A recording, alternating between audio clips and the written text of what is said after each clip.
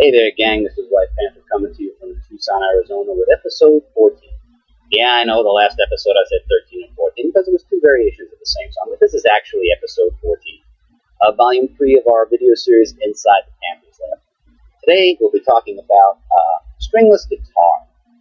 Stringless guitar is kind of, I kind of call it my songwriting anthem. I know anthem's a strong word, but heck, my video series, I get to choose the words. When the mood to write this one struck me, before I moved into town, and I was living out in the sticks down in Cochise County, I was renting a home where there was this big roof-line deck, and I'd go up there, good Lord, every day if I had the chance. The view to the east was clear into the Cheer Towers.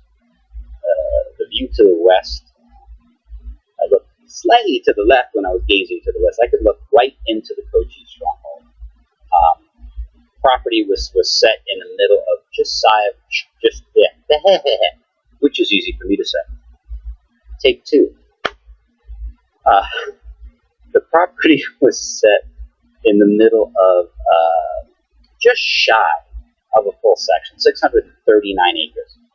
640 would be a full section, and for those of you who have no idea what a section is, it's a full square mile. I could look out and see the horses and the cattle as far as literally almost as far as the eye could see.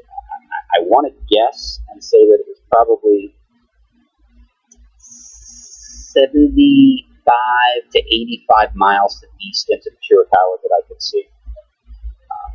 It was wild being up there when the monsoon season hit because you could just see the rainstorms moving across the valley. It was quite breathtaking. I've also had no qualms about telling you all that I'm an absolute hack on the guitar. I'm getting a little bit better, but I really don't play. I really don't play. I can lay down a few things here, or lay it down in segments.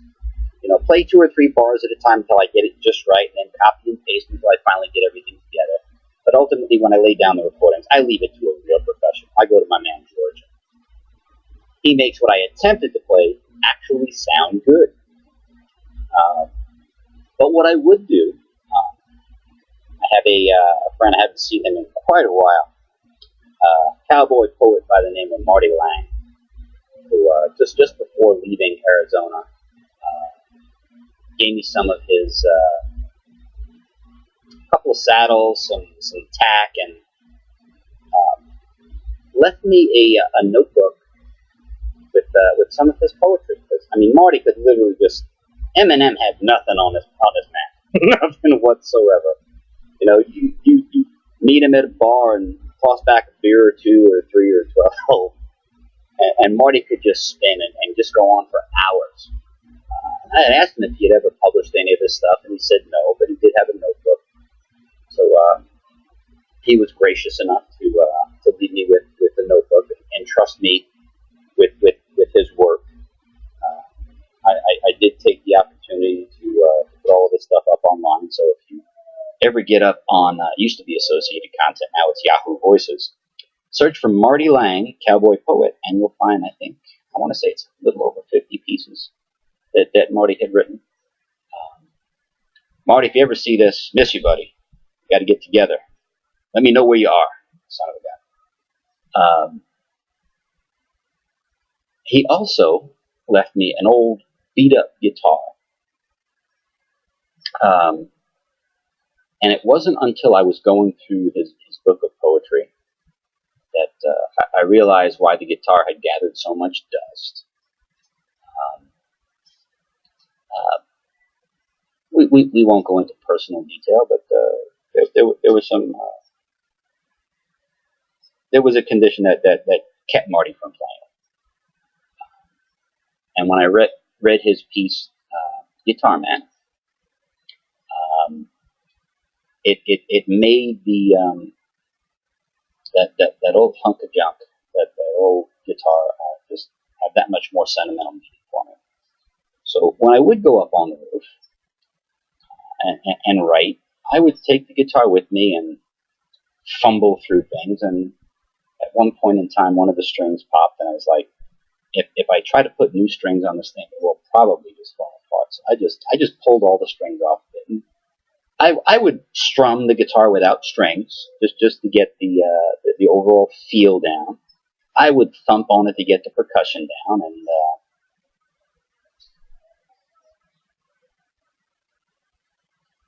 when I wrote Stringless Guitar, it was one of those. It was still relatively early. I know this was volume 3, so we're probably about 55 or so, 55, 45, somewhere around the 50 song mark here that I've actually recorded. I forget how many I had written at this particular point in time, but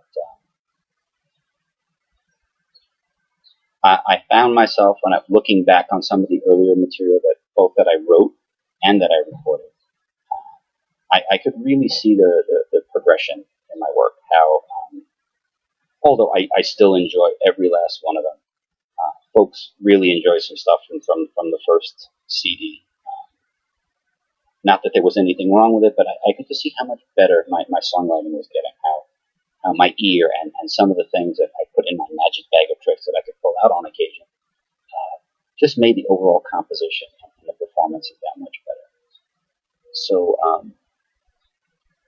I thought, what more fitting tribute to the guitar and to my buddy Marty than to actually go up on the roof one day with my stringless guitar and put down my songwriting handle.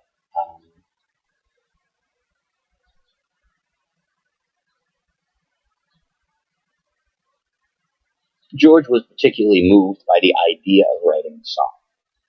And although normally we mess around and find the right percussion, and with most country it's kick, snare, kick, snare, kick, snare, some variation of that. It's not rocket science. But George wanted something with, and I'll use this again, and I have to say it the way he says it, something with a little more flavor. So he went through some percussion loops that he had, found something with that would still fit, wasn't too funky, so it's still country enough. And he goes, "Come on, this is your stringless guitar. This is your thing. You got to just play this up." And yeah, and we did. We still only spent about 3.5 hours from beginning to end to get this one down, but I kind of like how it came out. Is it one of my best? Probably not. Is it one of my favorites? Definitely. So, all that having been said, let's get on to the music. As always, this is White Panther asking you to keep music in your heart, and may God bless you.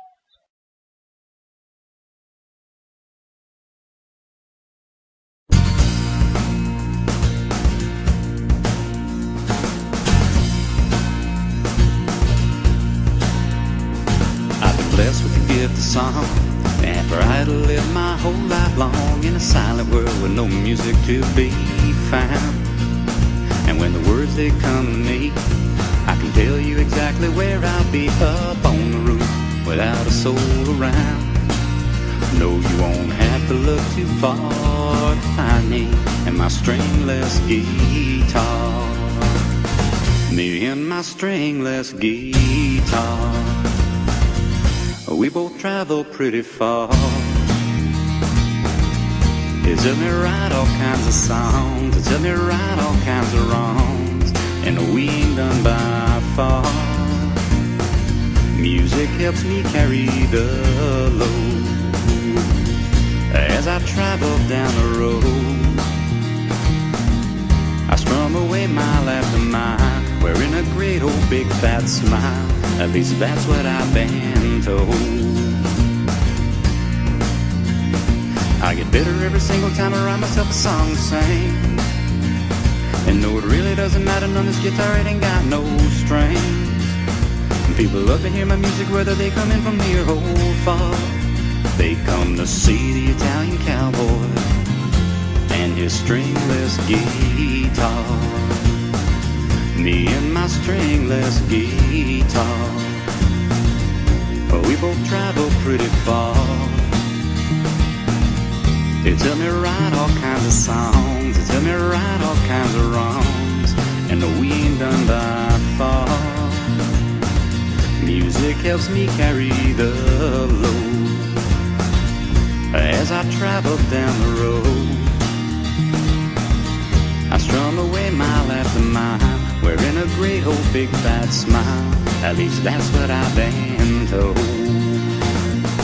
Me and my stringless guitar, we both travel pretty far. It's helped me write all kinds of songs. It's helped me right all kinds of wrongs. And we ain't done by far. This Italian cowboy and his stringless guitar.